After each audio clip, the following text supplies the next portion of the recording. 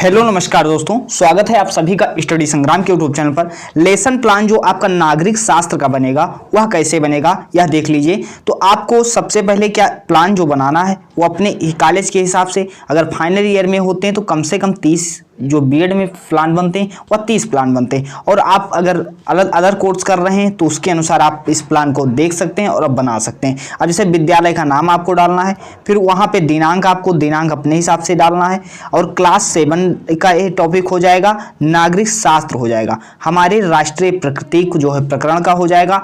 अवधि 40 मिनट, 40 से 45 मिनट, कहीं 35 मिनट, ये अवधि अपने हिसाब से आप मैनेज कर सकते हैं। चक्र भी अपने हिसाब से डालना है। अब देखिएगा, फिर सामान्य उद्देश्य जो होते हैं, सामान्य उद्देश्य आपके क्या होंगे। सामान्य उद्देश्य लिखना है छात्रों को नागरिक शास्त्र का ज्ञान कराना, छात्रों में नागरिकता की विकास करना, और छात्रों में विश्व बंधुत्व की भावना का विकास करना, छात्रों में दैनिक जीवन में उपयोगी व्यवहारिक ज्ञान कराना, छात्रों को उनके अधिकार एवं कर्तव्यों से परिचित कराना, छात्रों को अपने देश की शासन व्यवस्था से परिचित कराना।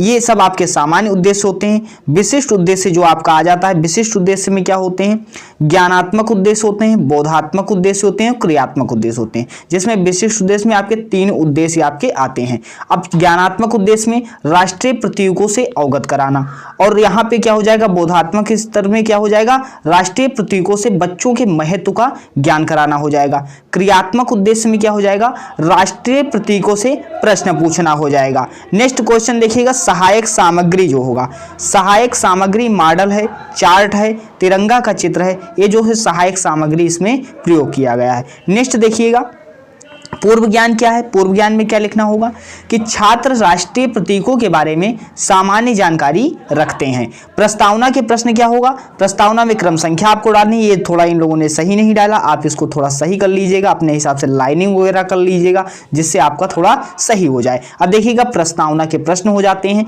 अब प्रस्तावना के प्रश्न में छात्राध्यापक क्रिया और यहाँ पे छात्र क्रिया, यहाँ पे आप लाइन कर दीजिएगा जो काफी अच्छा लगे, अट्रैक्टिव लगे।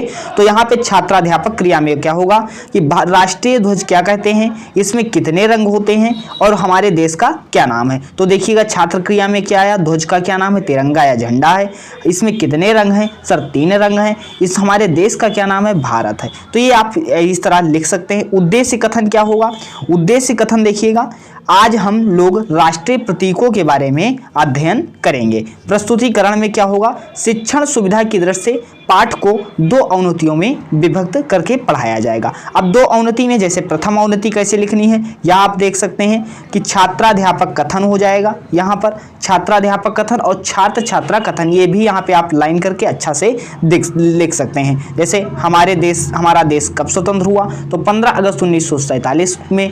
अब 15 अगस्त को हम क्या करते हैं, तिरंगा फहराते हैं, राष्ट्रीय गान गाते हैं। राष्ट्रीय प्रतीक क्या है, तो छात्र क्या है नहीं बता पाए तो आपको क्या करना है, व्याख्या करना है। अर्थात बच्चे हमारे विविधता में एकता की भावना को समेटे हुए हैं। हमारे देश की एकता, भाईचारे की पहचान कुछ प्रतीक चिन्हों से होता है। तो छात्र सुन रहे हैं, ये सारी चीजें आपको ऐसे करना है। फिर देखिएगा, छात्राध्यापक कथन हो जाएगा, यहाँ पर छात्राध्यापक कथन हो जाएगा, और क्या हो जाएगा आपका देख लीजिए, शिक्षण बिंदु। शिक्षण बिंदु यहाँ पे लिखना है टॉपिक में, फिर छात्राध्यापक कथन, फिर छात्र कथन। फिर यहाँ से देखिएगा, राष्ट्रीय ध्वज केसरिया का रंग कैसा है, बलिदान का है।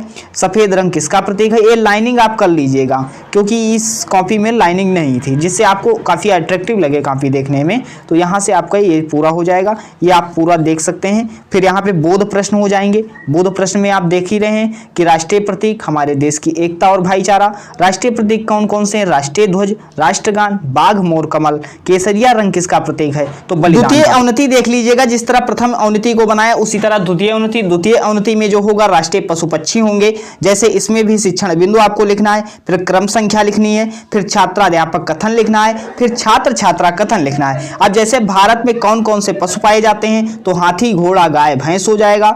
बाघ कैसा पशु कहते हैं बाघ को, तो जंगली पशु कहते हैं। जैसे बाघ कैसा पशु है, तो ये सब उत्तर मिला है, लेकिन आपको क्या है, आपको तो लिखना है। आप इसको लिख लीजिए, फिर ऐसे आप मेंटेन कर सकते हैं, और इसमें कुछ संशोधन भी आप अपने हिसाब से कर सकते हैं। अब देखिएगा, बाघ पीले रंग का, अब देखिएगा व्याख्या क्या है, बाघ पीले रंग का जो है धारीदार पशु है, वह अपनी दृढ़ता, फुर्ती और अपने शक्ति की वजह से राष्ट्रीय पशु के रूप में स्वीकार किया गया। अर्थात छात्र सुन रहे हैं, ये आपको ऐसे लिख देना है। पूरा कंप्लीट करने के बाद आप देखिएगा निरीक्षण कार्य जो होगा, फिर पुनरावृत्ति के प्रश्न होंगे। पुनरावृत्ति के प्रश्न जो होते हैं, राष्ट्रीय ध्वज को क्या कहते हैं, तिरंगा में कितना रंग होता है, भारत का राष्ट्रीय पशु क्या है। अब देखिएगा गृह कार्य में क्या दिया गया है, राष्ट्रीय प्रतीक क्या है और कौन कौन से हैं। अब देखिएगा ये कॉपी भी चेक हो चुकी है, इसमें देखिएगा पाठ पढ़ाया गया। तो ये पूरा आपको जो कंटेंट दिया जा रहा है बेस्ट दिया जा रहा है। अब इस तरह इस पाठ्य योजना को आप कंप्लीट कर सकते हैं। इसी तरह आप प्लेलिस्ट में जा करके